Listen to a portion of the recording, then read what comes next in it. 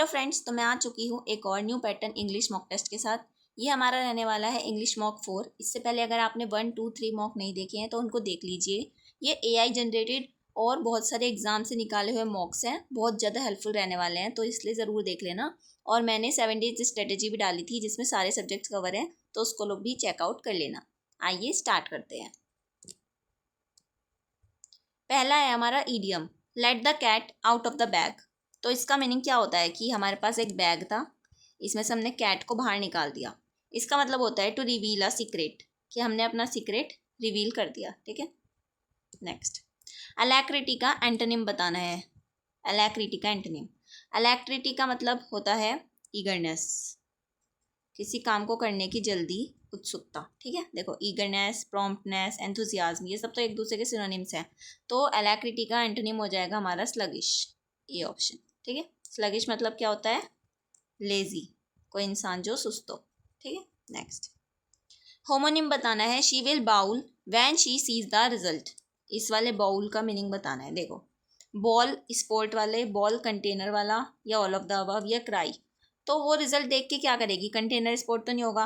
अगर मान लो आता भी नहीं है तो ऐसे भी चेक कर सकते हैं, क्या करेगी वो रिजल्ट देख के? Cry, she will cry. इस बाउल का मतलब है जोर जोर से रोना।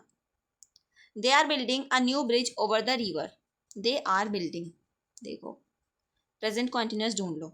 अ new bridge is being built, पहले में मिल गया। A new bridge is being built over the river by them, तो यही है इसका आंसर। बाकी पढ़ना चाहो पढ़ लो।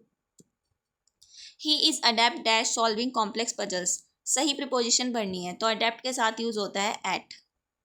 अडेप्ट एट, अडेप्ट एट का मतलब होता है स्किल्ड, कोई इंसान किसी चीज को करने में कुशल होता है तो उसको बोलते हैं adapt. He exclaimed how wonderful this view is. चलो ढूंढो इसका indirect speech. He exclaimed how wonderful that view was. He exclaimed that how wonderful that view is तो नहीं होगा। He said that view was wonderful, नहीं, said नहीं। He exclaimed that the view was wonderful, तो या तो ये या तो ये। तो जब हम इनडायरेक्ट में चेंज करेंगे तो हमारा ये डी हो जाएगा। He exclaimed that the view was wonderful, पहले वर्ब उसके बाद नाउन। इनकॉन्सिक्वेंशियल का मीनिंग बताना है। इनकॉन्सिक्वेंशियल वो चीज़ होती है जो ट्रिवियल हो, मतलब अनइम्पॉर्टेंट, मतलब इतनी ज़्यादा ज़रूरी कोई चीज़ ना हो, कोई ट्रिवियल काम होता है, उसको बोलते हैं inconsequential. To cut corners, to cut corners idiom का मीनिंग बताना है। टू कट कॉर्नर्स का मतलब होता है टू टेक शॉर्टकट, मतलब ऐसे याद कर लो, ये रास्ता था पर हम कॉर्नर कॉर्नर से चले गए शॉर्टकट से जल्दी। कंशियंटियस की करेक्ट स्पेलिंग बतानी है। कंशियंटियस, कॉन्शियंटियस नहीं, ये नहीं आता, ये भी नहीं है। कंशियंसियस नहीं, तो यही है। कंशियंटियस होता है केयरफुल इंसान। इसके काफ़ी ज़्यादा सिनोनिम आते हैं, जैसे मेटिकुलस, मिट्टी का कलर से याद करते हैं इसको, तो केयरफुल है। Vigilant, careful.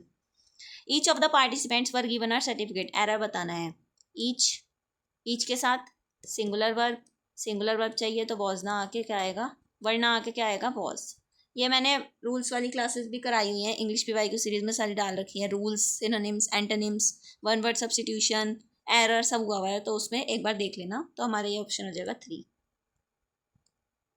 द पॉलिटिशियन वॉन्ड, वॉन्ड के बाद हमें देखना है क्या आएगा। That corruption must be eradicated from the system immediately. वॉन्ड, वॉन्ड किया क्या? वॉन्ड के बाद तो दैट ही आएगा, तो पी से स्टार्ट होने वाला ऑप्शन एक ही है, तो यही इसका आंसर हो गया। ये सब तो नहीं होंगे। देखो, पॉलिटिशियन ने वॉन्ड किया क्या? That corruption must be eradicated from the system immediately, तो उसने कहा कि करप्शन को सिस्टम में से जल्दी हमें ख़त्म करना चाहिए। नेक्स्ट, रिकैल्सिट्रेंट का सिनोनिम बताना है। रिकैल्सिट्रेंट हमने ऐसे याद किया था, कैल्शियम जैसा है, बहुत हार्ड, स्टबर्न टाइप, जिद्दी टाइप। तो देखो स्टबर्न दिया हुआ है यहाँ पे। फ्लेक्सिबल तो इसका एंटोनिम हो जाएगा, तो स्टबर्न है इसका synonym. He confess that he doesn't new the answer, sentence improvement, ये इसमें चेंज करना है।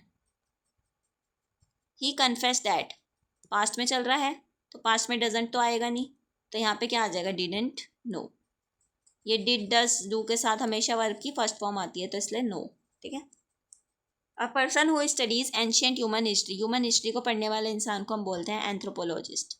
ये स्टेनो में 2-3 बार पूछा गया है अलग अलग शिफ्ट में, ये वाला वर्ड एंथ्रोपोलॉजिस्ट। और एक डेथ वाले भी काफ़ी याद कर लेना, किलिंग वाले काफ़ी आ रहे हैं क्वेश्चंस, स्टेनो में काफ़ी आए हैं। ऑब्फस्केट का सिनोनिम बताना है। ऑब्फस्केट का मतलब होता है ऑब्फुस्केट का मतलब होता है कंफ्यूज करना, कोई चीज़ अनक्लियर जब होती है तो उसको ऑब्फुस्केट बोला जाता है। तो क्लैरिफाई तो इसका एंटोनिम हो जाएगा, इल्यूमिनेट भी नहीं होगा, सिंप्लीफाई भी इसका एंटोनिम हो जाएगा, तो कंफ्यूज होगा।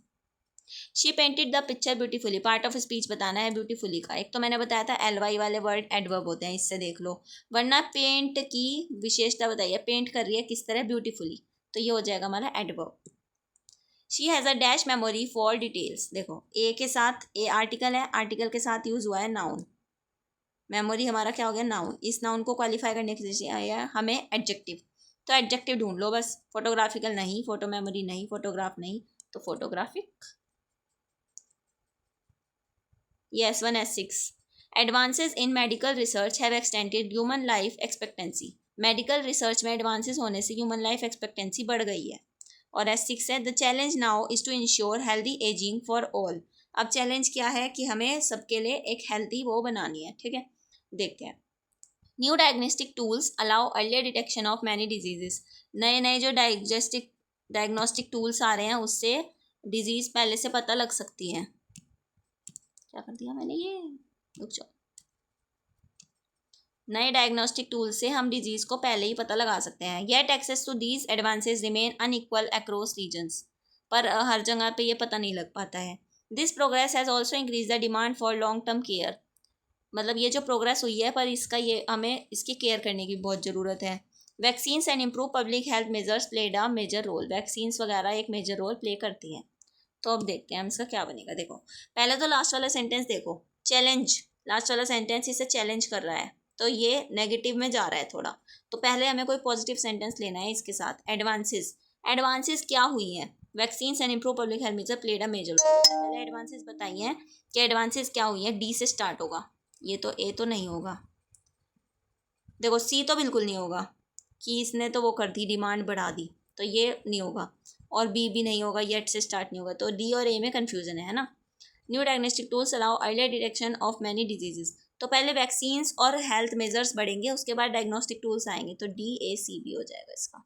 होमोनिम बताना है। He had to book a ticket in advance, ticket book करनी है। टिकट बुक करने को क्या बोलेंगे, रिजर्व, कि हमने अपनी प्लेस रिजर्व करके रख दी। They will have completed the project by Monday. Passive voice. They will have completed. The project will be completed by Monday by them. The project will have been completed by Monday by them. Will have इसके साथ been आएगा तो B हो जाएगा इसका answer. अब हमारा है क्लोज टेस्ट। पिछले वाले में रीडिंग कॉम्प्रिहेंशन था, इस वाले में है क्लोज टेस्ट। चलो पढ़ते हैं। In the last decade social media has dash our style of communication, ठीक है, यह इनको मार्क करते रहेंगे जरा। People across the globe are now able to dash ideas instantly.